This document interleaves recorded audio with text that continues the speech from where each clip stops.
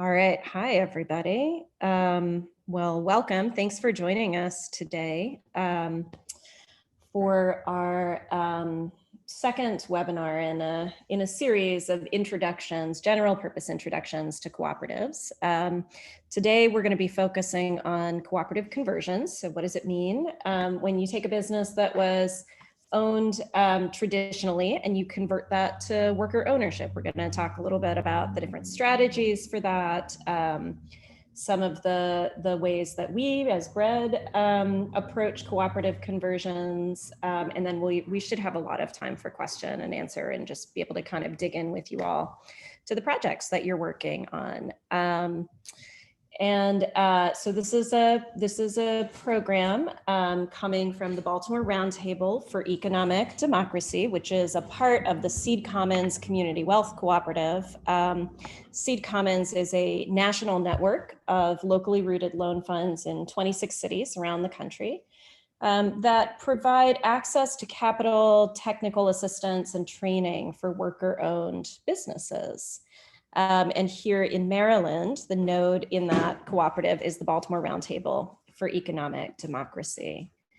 And BRED was founded in 2015 by a group of cooperators and worker owners in Baltimore City, with the express intention of trying to bring access to capital and provide a kind of central place for technical assistance for cooperative businesses.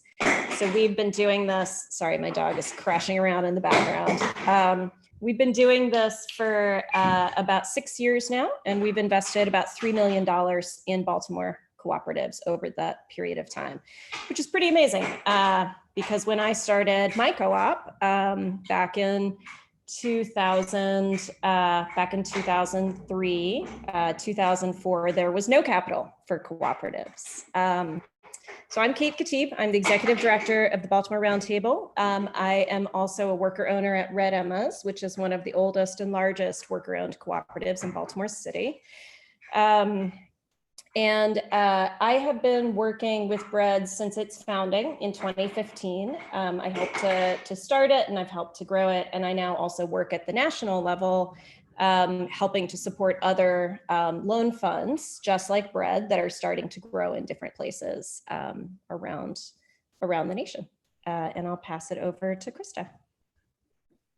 Thanks, Kate. I'm Kristen Daring, pronouns are they, them, theirs. I'm the newest project officer at BRED. I joined the team in December of last year. I'm super psyched to be here.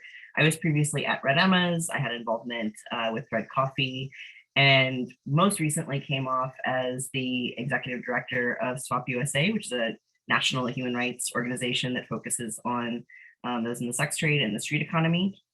I am from Baltimore originally. I live less than 1 mile from where I grew up. I spend most of my time doing spreadsheets that have to do with cooperatives, and the rest of the time I'm outside with my chickens and bees and all of the plants that I can possibly grow. And we'll just mention that we're a growing team. We've been growing since 2015 pretty rapidly. And one thing that's really important to us as the staff of the Baltimore Roundtable is that, you know, the folks that work for BRED we're worker owners. We are either founders or former workers or current worker owners in cooperatives. So everything that we bring to our trainings and everything that we bring to our technical assistance program, it's really grounded in the reality of actually having gotten in there and tried to do this stuff, because there's so many things that I can tell you about what it's like to be a worker owner and what it's like to try and run a business cooperatively, but it's not a replacement for actually getting in there and trying it out for yourself. And so when we built BRED, we tried as much as possible to really focus on creating staff positions for people that had that experience, had that grounding, and really having jumped in and tried to do this in practice. It's different than the way the cooperative ecosystem and the technical assistance ecosystem has grown in other cities. Baltimore has a kind of thriving cooperative ecosystem that's really all built by workers, which is pretty amazing. It's an amazing place to be a co-op right now, and we're really excited to be able to to offer this programming and to help other businesses and other workers transition into cooperative ownership structures. So with that, I think we will dive in to our introduction to cooperative conversions and employee buyouts. So what exactly is a cooperative? Some of you might have joined us last week for our introduction to Cooperatives 101. I'm going to put the link to the recording in the chat. So if you did not get a chance to see it or you want to watch it again, please take a look at that afterwards. So part of what we went over last week is that cooperatives are basically just one way of doing business. They are a vehicle for whether it be commerce, or collective buying, something like that. We tend to focus on worker cooperatives at BRED, although we're certainly excited about other cooperatives as well. We talked a lot about like the consumer co-op, so that is your cooperative groceries of the world. We talked about credit unions and mutual funds, which are another form of cooperatives. But what we're really going to focus on today primarily is conversions of existing businesses into worker cooperatives. So what that is that there's a couple different ways. We're going to get into the details of it, but either someone is retiring and they are ready to, sorry, I'm sort of jumping around to my own notes and then also the slides. So it can be where that someone is like, you know what, I'm ready to retire. And I want to sell my business. It can be that someone already has their existing businesses and is ready for more collaboration, either amongst their existing employees or new hires. But really what is unique about cooperatives is that it is one worker or one member and one vote. You are not going to see a cooperative where like a more traditional business where people can hold sort of, I would say, like undue power due to their level of investment. Instead, either that one individual worker or one member, again, as we went over last week, like a group of people can be a member, another company can be a member. So why might you want to sell to your employees? Thanks, Kate. So what's the benefit of selling to your employees is that your employees are already familiar with your business. They know the sector, they know the industry, they know some of the things that are just specific to your individual business. And if you are selling to them and then you're retiring, it incentivizes them to keep your business and your legacy, to have that succeed. It keeps jobs in the community. I know certainly a lot of folks when they're getting ready to retire can be really, you develop relationships with your employees. You don't want to just see that all go, even if you yourself need to retire. And if you are staying in your business and you just want to like transition into a co-op, but you're not actually retiring, again, you're going to have more of that input. People are really invested in the success. We see this all the time with cooperatives, that when you actually own that business, when it is your business, you're going to see less waste, you're going to see more efficiency, and you're going to see a lot more innovation because people are collectively invested in that business succeeding. We see that through, patronage refunds. We see that through the actual control of what the product is that's being put out and the day-to-day environment of the workplace. So why might you want to buy a business from your employer? Why might you want to approach your employer and say, what would you think about this? You already work there, you know your fellow workers, you know what the environment is. Starting a new job, regardless of what it is stressful. And when you can actually buy into that business yourself, you're going to be ahead of the curve. You're already going to have a sense of like where things are really strong and where there can be room for improvement. I'm not going to sugarcoat it. It's both as someone who has worked as a boss and someone who has worked as a worker. Having someone come in and say, I have a way that I think we could do this better. It's not always the easiest to hear, but that's why we can build good structures into our cooperatives to make that be a really productive and generative experience. When you actually are able to buy into a business, you can positively impact your sector. We talk a lot about ecosystems at BRED.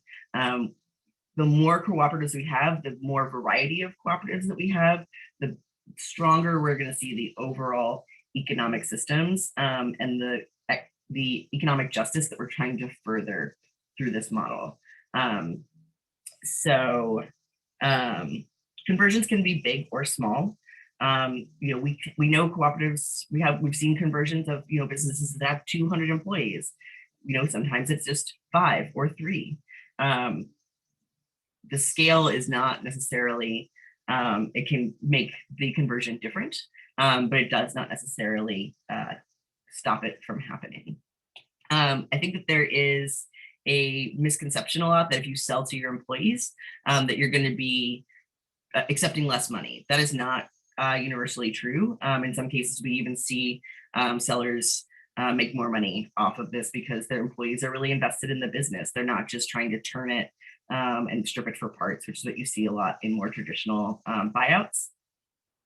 And you actually get to have input into how this business impacts the rest of the community and lives on. That was a little scattered, but that was me. Thanks, Kate. Yeah, for sure. Thank you. So let me talk a little bit about what it looks like in practice to convert a business to worker ownership. And I'm going to start by talking about the particular strategy that we use at BRED and we use within the Seed Commons network for assessing whether or not a business is a good candidate for a transition to employee ownership, and also for assessing exactly what the right process is to transfer that business to worker ownership. Because as Kristen mentioned, conversions can look really different in the same way that every cooperative is different, every cooperative conversion is different. There is no one size fits all plan or structure or set of model documents. As much as I wish there were, it would make my job a lot easier if there were just model documents that we could use for every co-op. The reality is that we need the structure to reflect the unique context, situation, and needs of the workers and the business and the industry that it's in. But we do use some particular formulas and methodologies that have been tested out both in Baltimore City and in the other cities around the country that Seed Commons works in.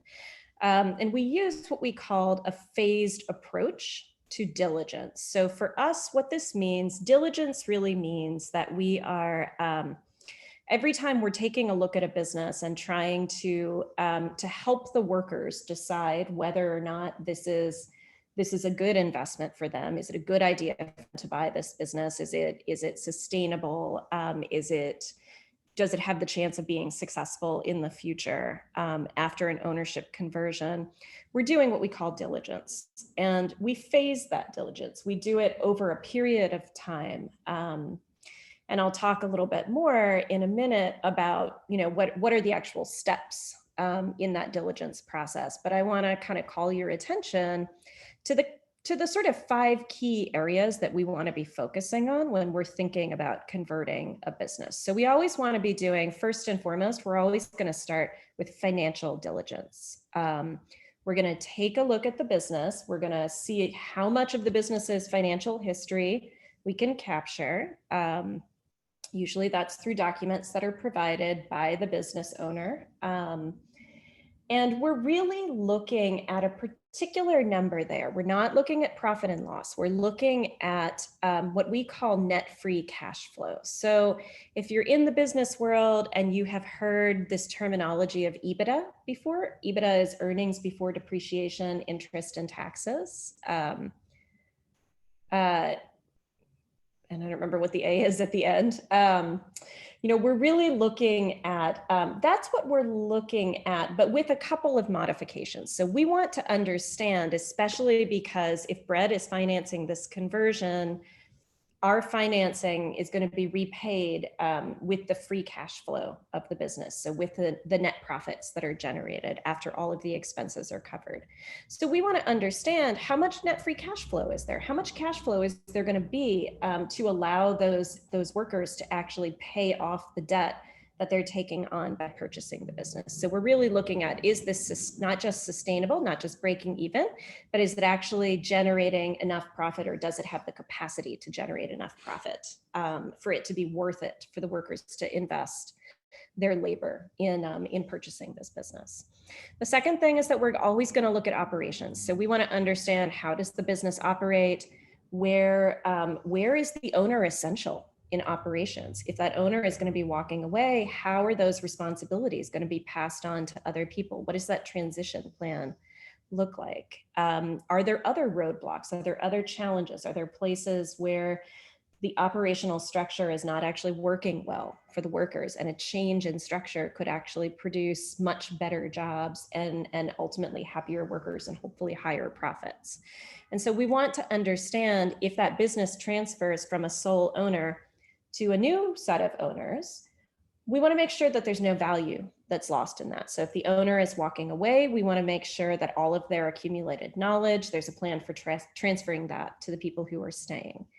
If the owner is walking away, we want to make sure they're not walking away with the client roster, because in a lot of jobs, especially in the service industry or personal services, the client roster is everything, right? There's very few actual hard assets. It's really all about the clients and the relationships and the loyalty that they have to the business. Do they have loyalty to the brand, or do they have loyalty to the exiting owner? That makes a real difference.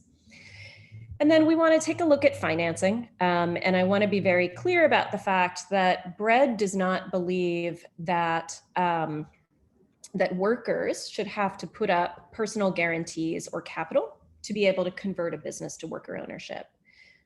We think this is often a barrier. Employees think, and owners think too, well, I want to sell my business, but I want to get a cash out. And my employees don't have enough money to be able to give me that cash out. That's okay. Access to finance, access to personal wealth should never be a barrier for a business, for workers that are trying to take over a business. And that's one of the reasons that institutions like BRED and other nonprofit lenders that work specifically with cooperatives exist, because we understand that oftentimes for a group of workers to be able to buy a business, there needs to be unique financing that doesn't rely on people's personal credit, doesn't rely on people's personal assets, and in fact is actually really, again, based on the capacity of the business to generate enough revenue to pay for itself. So that's really what we're looking at. And then once we have those three pieces sorted out, we're really looking at what kind of support is it going to take for those workers to actually fully grow into the role of ownership. Because as much as we can sign a piece of paper and we can say, cool, you own the business now, it's not like flipping a switch. Oftentimes we have to learn how to be owners and how to be owners and workers at the same time, and what the unique challenges are of weighing those two things against each other. And one of the things that we have seen is that taking adequate time to really transition your base of workers into those ownership roles can make or break a cooperative conversion. It's really hard when you have spent your entire life as an employee to start thinking like an owner. And here it's not just moving from employeeship into ownership, it's really trying to, again, balance those two things. So understanding what you have to do as a worker, but also being able to weigh that against the considerations of an owner, because sometimes those things are at odds with each other. And then finally, repayment. So we're always looking at, when we're working with a group of workers, we want to make sure that those workers are not saddling themselves with a level of debt to buy that company out. That means that it's going to be unsustainable. The goal of buying a business and running it as a worker-owned cooperative should be to have access to the net, to the surplus, to the profits that are generated by that business. It's the reason that we often see higher wages in worker-owned cooperatives compared to their industry counterparts. because there's no money that's being skimmed off the top to go to pay the salary of a boss who is absent or who is not actually contributing productive labor to the business. But if all of those profits are going to pay off an exorbitant fee that was paid to the exiting owner, it's not a good deal for the workers. At that point, really maybe buying that business is not the right strategy. Maybe there are other options and other ways that we can support those workers in creating a worker-owned business in the same industry. So those are the things that we're really looking at in this diligence approach. And, cooperatives and conversions can unfold differently in terms of time. Some cooperative conversions can take 3 or 4 months from start to finish, especially small ones where you have a group of workers and an owner who have been working together already for a long time. In other contexts where there might be a longer transition from that mindset of being an employee to that mindset of being an owner, might take a year, might take more than that. We have one cooperative conversion that we worked with here in Baltimore that took about 5 years from start to finish. And then we have another one that took 3 months. So again, it's really very dependent on the workers and the culture of the business that we're converting. So how do we convert a business? We're looking for a few key things. One is we want to make sure that the owner is interested in selling. And I know that sounds like of course you want to make sure the owner is interested in selling, but this comes up a lot. Sometimes we run into a situation where we know that the owner wants to get out. The employees are really enthusiastic about taking the business on, but for whatever reason, that owner doesn't want to let go of that business. They don't feel confident that anybody else is going to carry that legacy on. Maybe they are hoping that actually just liquidating the assets, they're going to get more money than actually selling the business, which may not have been that profitable. So we always want to make sure that the owner is interested in selling. And sometimes we start by talking to owners. Owners come to us and say, I want to sell my business to my employees. Can you help me? And other times workers come to us and say, hey, we know that the owner of our business is wanting to shut down. They're retiring, or they just want to get out of the game. Can you help us to buy the business? We'll start in either of those places. But we need to know that there is some interest on the part of the owner in selling. And we need to know that there is some interest on the part of the workers in buying.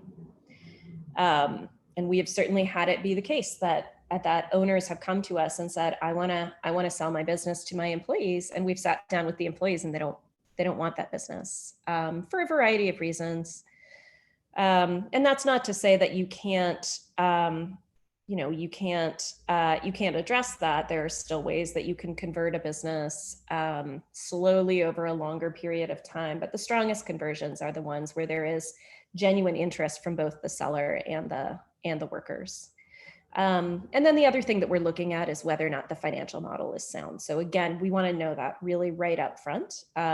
We want to meet with the owner. We want to talk a little bit about what the history of the business has been, what some of the key indicators are that demonstrate that the business is viable and is financially sustainable. We want to understand the owner's timeline and how quickly are they looking to get out? How large of a cash payout are they looking for? What's the actual financial situation of the business? Is it saddled with debt? Is it relatively debt-free? Is there positive cash flow? We're looking at all of those things. So pretty early in the process, we will offer an NDA. An NDA is a non-disclosure agreement, which I would recommend to anyone who is in the situation of trying to negotiate to buy a business. This is for us just a part of our practice. But it's often the case that when you're asking someone to share the financials of their business, to share what they might consider to be sensitive information, offering to sign a contract, offering to sign even just a boilerplate non-disclosure agreement, it's often really helpful because at least then there's something signed that says, look, I'm not going to take your information and spread it all over. They have something that they can use to hold you accountable. So we collect that information, we start going through this phase diligence process, we do a financial analysis, and then we do what's called a valuation. And we'll look in a minute at what exactly a valuation is. How do we value a business? How do we decide what a business is worth so that we can actually make an offer back to the owner on behalf of the workers? There's a fair amount of back and forth that's involved in that. We use a fairly standard formula for calculating valuation, for calculating what that sale price should be, based on things like net free cash flow, based on things like how expensive it will be to replace the owner if they are exiting. If they were holding all the managerial work, then a new manager has to be hired. That's called an owner replacement cost. And this is where there's often a lot of back and forth. And when we're negotiating, we tend to start, I won't say we start high, but we start just on the basis of a formula that is applied to the information that's provided to us from the owner. And then once the owner accepts that, we then go through a much more intensive diligence process in which we say, okay, well, you told us you have $30,000 a year in, net free cash flow. Do you actually? Right? So then we start digging into it. Oh, okay, they do, but they have all of these outstanding debts to somewhere else. Or, oh, okay, they do, but actually there's some cash accounting that's not included in the books. So that price usually fluctuates a little bit throughout that phase diligence process.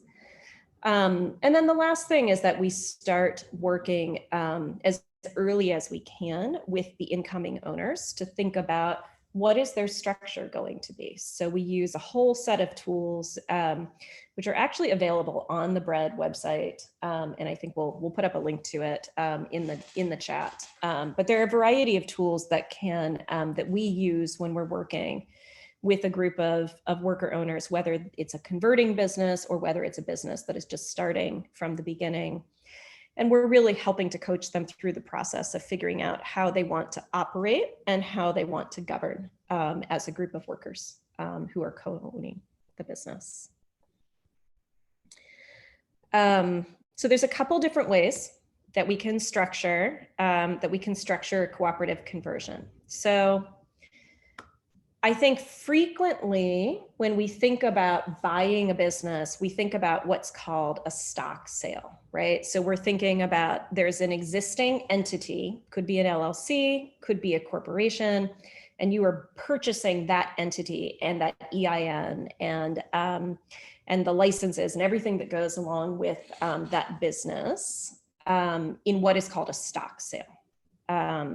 So that means that the stock of the corporation or the membership rights to the LLC are being sold to someone. In this case, it would be a group of employees. And that can often be a strategy and a structure that gets used in a situation where you have an existing entity, you have maybe a single member LLC or a single, a corporation that has a sole owner. And they're staying with the business, right? So what they can simply do is say, okay, I'm going to allow my employees to buy into the company, and they're simply just going to become members of the same LLC, and that's how they're going to get access to governance rights. The problem with that strategy, it can be a good strategy, it can often be a much quicker strategy for conversion to worker ownership. The problem is that as much as you're getting the great history of the business, you might also be getting the bad history of the business. Small businesses have a lot of baggage that goes along with them.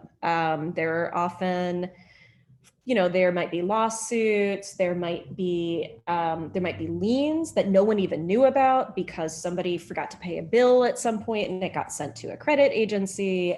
There's all kinds of things that can be in the history of a business, even a business that is very, very well managed, because there's often a million things to keep track of, and most small businesses don't necessarily have the cash and the capital to be paying for full accounting services. So they're doing some accounting in-house and then they're shipping some of it out, and it's easy for things to get missed. So what we often recommend in the way that we like to convert businesses is using what's called an asset sale. So an asset sale means that that what the employees are actually purchasing are the things that make the business, but not the business itself. So they're purchasing the client roster, they are purchasing the right to use the trade name. They might be purchasing licenses if those licenses can be transferred, but they're ultimately creating a new corporate entity, whether that is an LLC or a corporation, that is owned jointly by the workers. And then all of the assets of the prior entity, the prior business, simply transfer over to the new one. We often like that because it's a little bit cleaner, but it has its own complications because things like, for example, liquor licenses are not easy to transfer. So if you are converting, for example, a restaurant that has a liquor license, there often are reasons that it might be easier for you to use a stock sale rather than an asset sale. And that's the kind of thing that we consult on, even for businesses, for employee buyouts that we're not financing. We're always happy to consult on this question of, well, which way should you do this? So I talked a little bit about valuation before. Valuation is probably the thing that we get the most questions on, because it's the question of how do I know what is a reasonable price to offer for this business? So I talked at the beginning about net free cash flow. So for us, net free cash flow is going to be the number one thing that we're going to look at as we're trying to determine what a reasonable price is to offer for that business. So we're not looking at, oftentimes we'll have owners, they'll come to us with an itemized list that's like, I own, these 3 computers and these typewriters and et cetera, et cetera, et cetera. Unless there is very specialized heavy equipment, or unless there is actual real estate that is involved in the sale of the business, it generally doesn't make sense for us to actually be looking at those individual line items of how much they spent for a blender. What we actually really want to look at is how much cash has this business been generating. And then we want to base the price to the owner on how much cash they would have got, right, if they had continued owning that business. So we're looking at the net free cash flow. So that's the number of everything that's left over after the expenses have been covered, but before any depreciation or interest expenses are applied. From that number, we want to also add back in the owner's draw. So if the owner was not getting a salary that shows up as a regular expense, but in fact was taking $20,000 of profit at the end of the year as their draw, we want to put those numbers together, because that's the cash flow. That's actually the money once the owner leaves that's going to be available to the workers to spend and to use. And then we want to subtract from that number the replacement cost, right? So again, I mentioned if that owner is going to be transitioning out of the business, they were holding a lot of specialized management responsibilities, somebody's going to have to pick that work up. So you want to quantify that. How much is it going to cost to replace that labor? Whether that is hiring a new person in, or whether that is taking workers who were working in a different place and moving them into management roles. You want to have some understanding of how the owner leaving is going to affect the business financially. So we're coming up with that number. That's the earnings number. And then we're applying a multiplier. So pre-COVID times, most industries, we were applying a 3 to 5 multiplier. So, taking that earnings number, multiplying it by 3, that gives you the purchase price. So let's say that a business had $20,000 a year in cash flow. We figured the owner replacement cost is going to be about $5,000.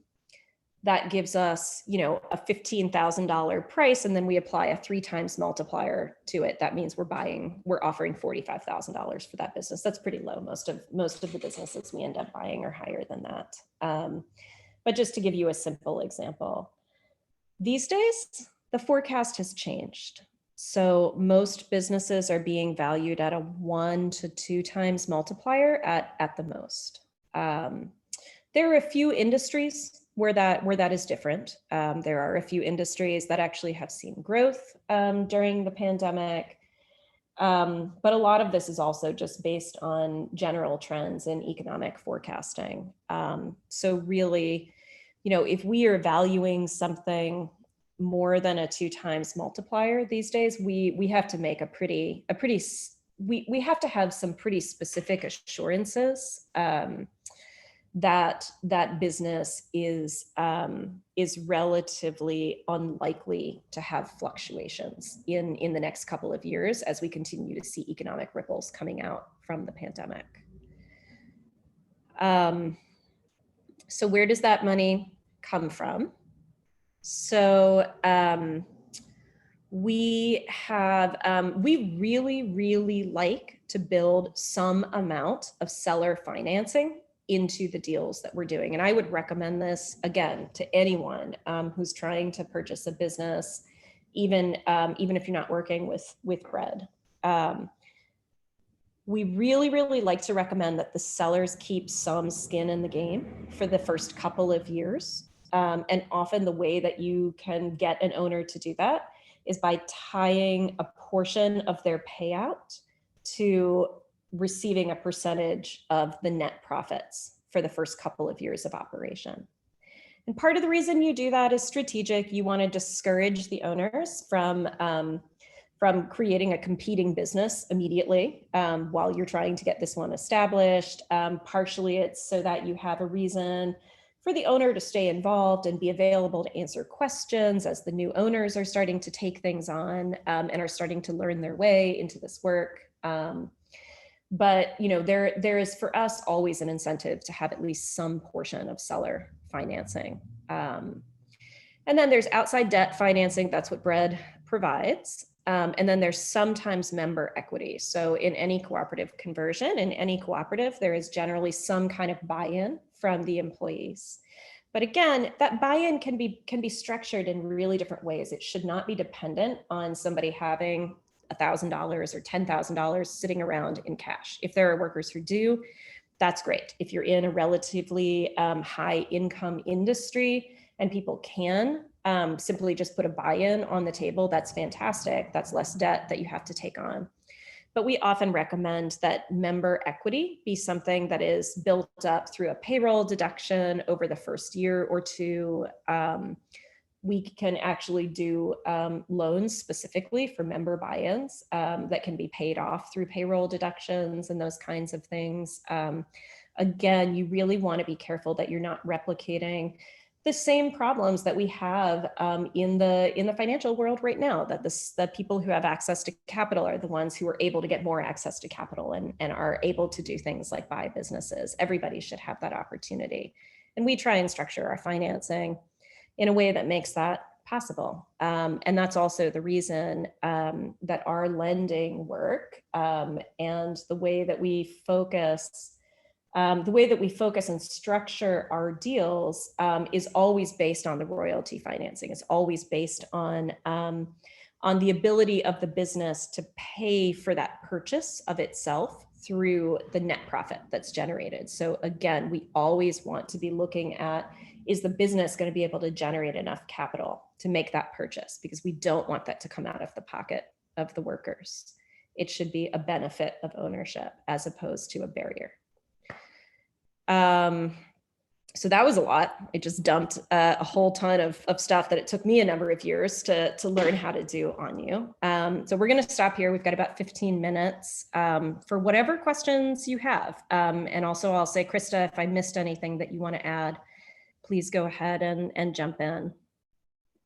We're very thorough.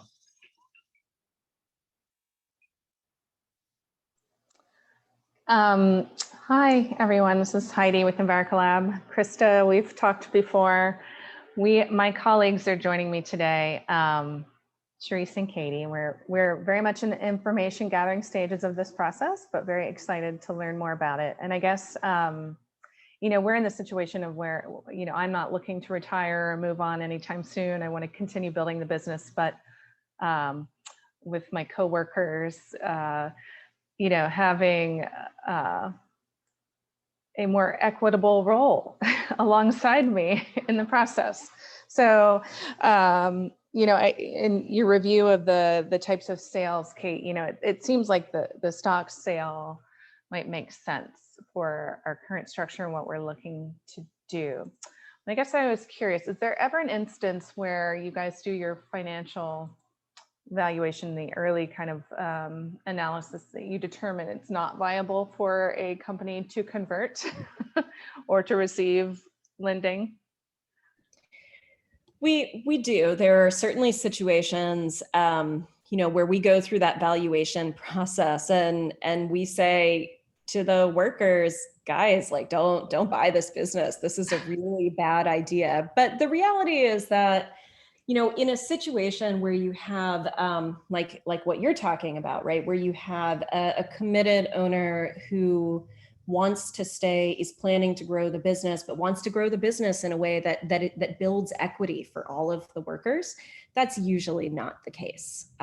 Where we see that more frequently is when there is an owner that is selling, and then it turns out that the reason that they're trying to sell is that there actually is a whole bunch of liens against the business, and the business really has no chance of digging itself out.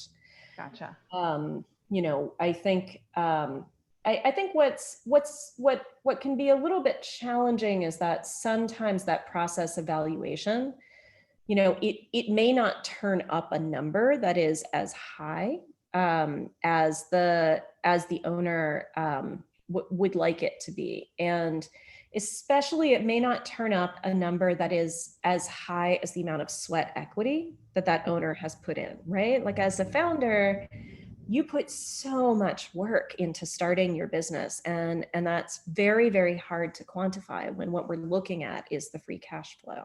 Right. So those are situations where what we might do is think about a different way of structuring the owner payout. So it might be a smaller upfront cash payment, but larger percentages of net profits that are due to the owner over, let's say, the first 5 years or something like that, right? So that you're immediately starting to share profits, but you are recognizing the sweat equity that went into building that business. Mm-hmm. That's great to hear. That's, we're only 2.5 years into being a business, so we're still very much, the net free cash flow is probably not very high, so I didn't know if that could be a deterrent, but we are profiting each year, but it's we're hoping to continue to improve that, obviously, as we move along. And I had another question, but I don't want to monopolize the conversation here. So if somebody else wants to jump in before me, feel free.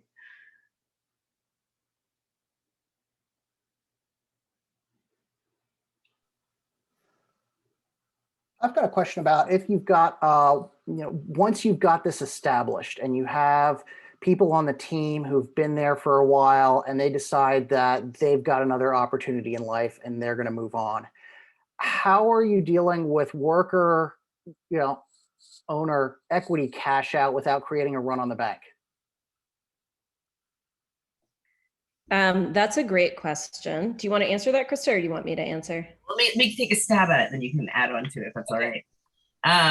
Yeah, I mean, generally the good practice is to have a certain percentage of those capital accounts liquid at all times. If you got to put it in a different savings account, go ahead. But that there's also some stipulation that, like when you are actually a worker owner, like if suddenly everyone decides to leave at once, like maybe you don't actually get that money right away. And it is, part of it is that you are taking a financial risk. That is part of owning a business. Best practice is to have, Kate, I don't know what the exact number is of liquid in terms of capital accounts. But yeah, you want to actually be invested in it. Yeah, it's usually you want to keep about 20% of the capital accounts there. But capital accounts are, it's interesting, right? Because there's capital accounts, which are the profits that are accrued over the years of being an owner of the business, plus your share that you bought into it. And then there's the question of like, let's say that there are 10 people and they co-own a business that is, you know, $1 million, the valuation of that business is $1 million, right? What does it mean when they leave? Does that mean that they get a $200,000 payout? And that's often not the way that it works. It's often the case that your ownership stake as an owner is not equal to, you know, 1/10 of the value of the business. Works a little bit differently. And so, so there's a kind of complicated logic around that and how you determine what is fair to a partner, right? That has to be bought out of the business when they leave. What I will say is that generally speaking, you know, cooperatives will use debt sometimes to finance that if they're trying to really shift somebody out quickly. Otherwise, it's generally written into the bylaws that that share is paid out, and there is a max per year that someone can expect to get of that payout, right? So if they do have if they do have $200,000 in the business, it might be the case that you say there's a cap of $50,000 that can be paid out in any one capital draw, right? So that way it would take 4 years to actually pay them out of the business.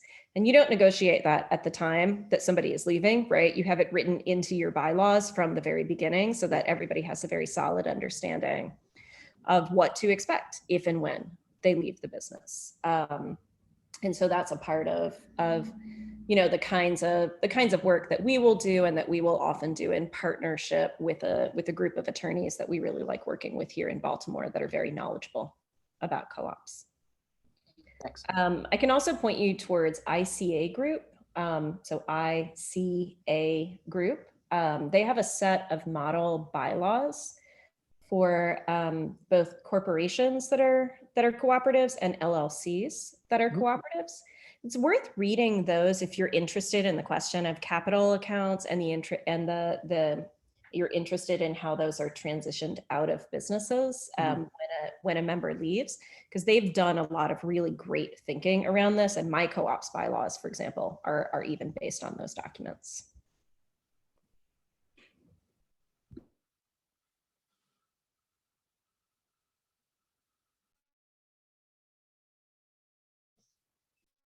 Other questions?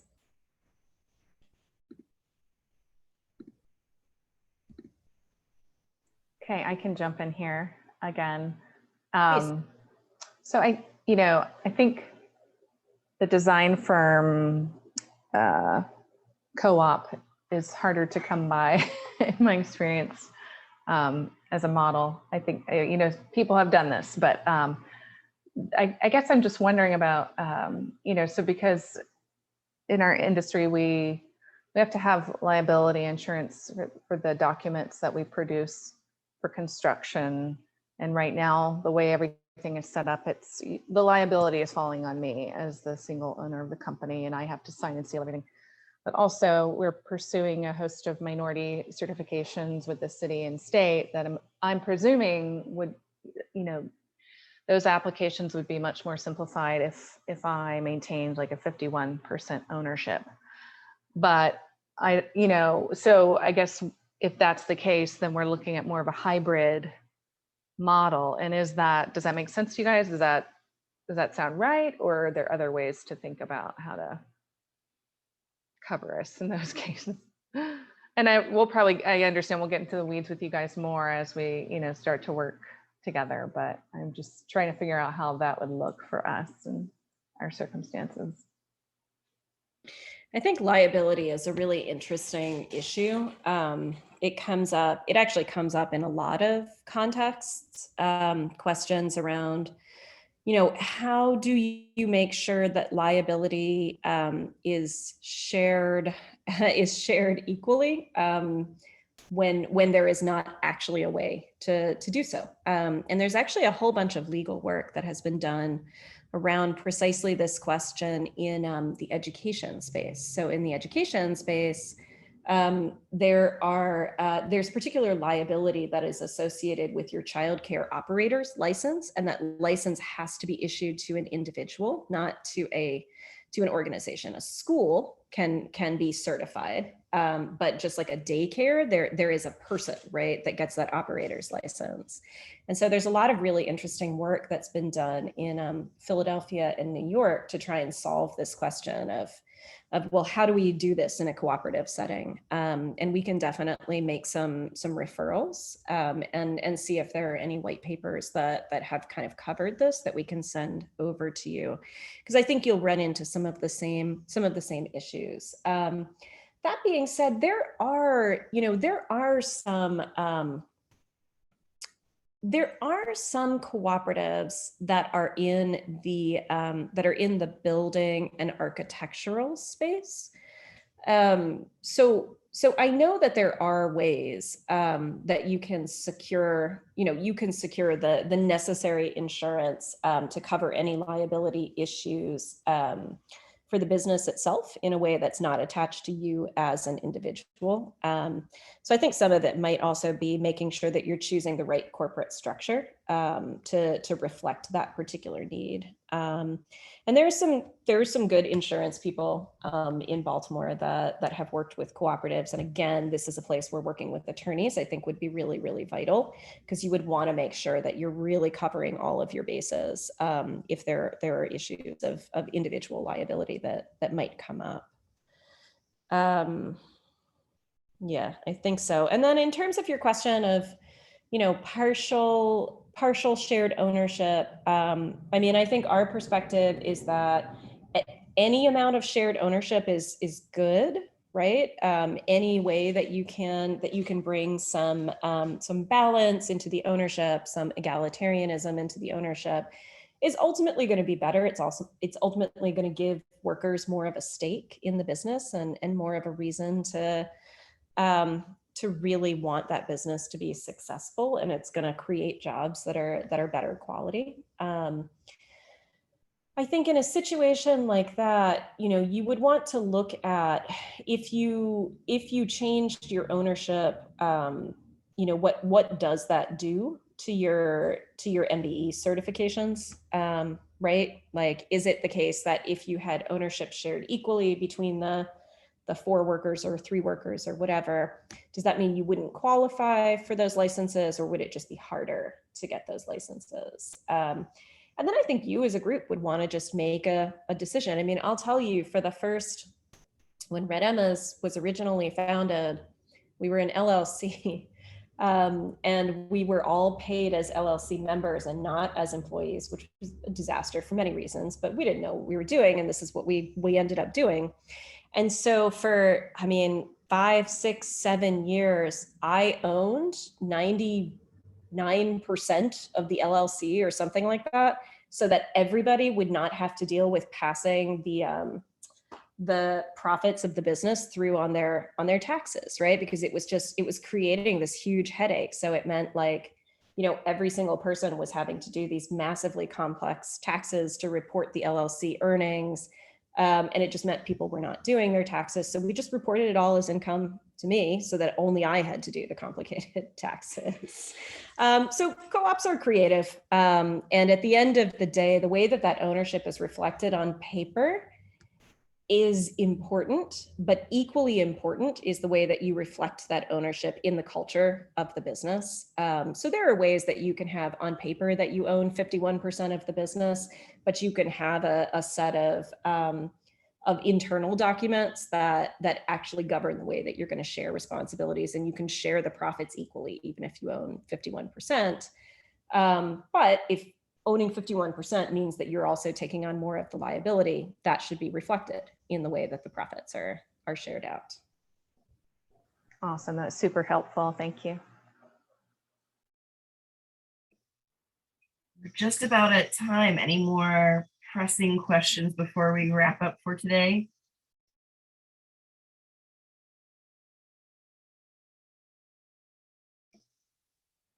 Awesome. Well, thank you so much, everyone, for being here. Thank you, Kate, for sharing all of your expertise. And yeah, I'm looking forward to chatting with all of you more soon. Likewise. Thank you guys for hosting this. Thanks, everyone. Take care. Bye. Thanks a lot.